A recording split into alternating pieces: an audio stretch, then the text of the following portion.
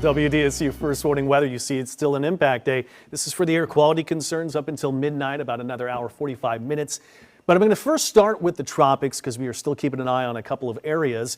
One, we've got a moderate risk, a medium risk, 60% chance of possible development 3 to 7 days from now, only a 10% chance. And you can see, if you were joining me last night after WDSU News and Sunday Night Football, it's a 20% chance in the Caribbean. I thought this would be added in today. We're going to first start with this zone that's that 60% chance of possible development. You can see this tropical wave is way out here, not a whole lot of organization or anything there at all. But notice, the cone of uncertainty actually skirts north of the Lesser and Greater Antilles. More on that in a bit. And you look at this zone of uncertainty, or at least where the potential development could be, and it kind of makes a left-hand turn in a 90-degree angle. So take those to note.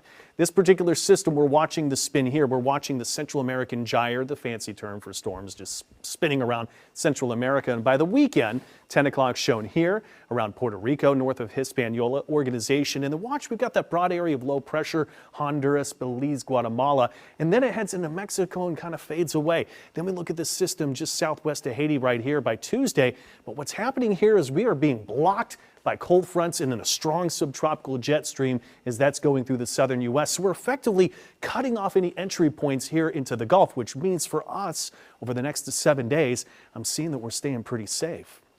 Air quality, noted those concerns with the orange air quality still until midnight. We're only at moderate standards right now, so it's not ideal. It's a little bit lesser than good air quality, but we could see that this might be reissued tomorrow. Join meteorologist Raven Richard in the morning. She'll have that latest going forecast.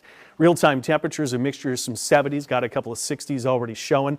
But when we look at the bigger picture and just a little bit wider view, there is some pretty chilly air that is not too far away. In fact, Jackson's already down to 59, 52 to Nashville to Memphis. When we take a look at what's happening, and for the even colder air, look at these cold alerts that are here. Yeah, a number of freeze warnings, frost advisories, and freeze watches that are in effect. That notes how cold that air eventually will be getting to us. But with one more day before it arrives, not until Wednesday morning. So we could see that core of the cold is still bottled up behind the front. The front actually came through earlier today. If you notice, the winds were a little bit from the north. So still warm right now, mild tomorrow morning, and then we get the cold overnight Tuesday to Wednesday. Mild start to it, a light jacket out the morning to you and maybe the kids, wherever need to go here in the morning hours, but again, warm by the afternoon. The average high 82, and we're going to be well above that. There is the slimmest chance south of the lake, kind of a lake effect shower potential here.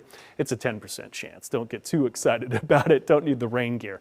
84, 85, 86 for highs, but then going into Wednesday morning, here's the first push of the cold.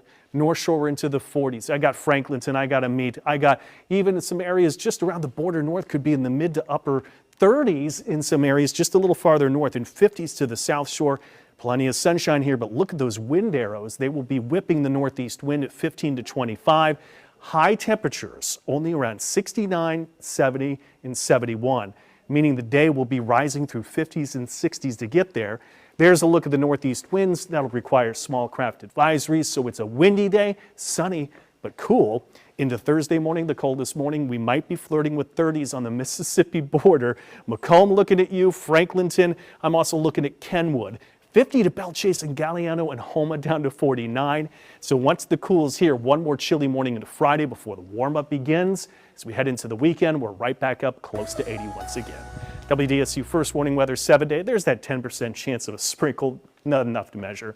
But then the cooler air and high temperatures around 70 to 71. You know, maybe we're going to be making some gumbo here in a few days, my friend.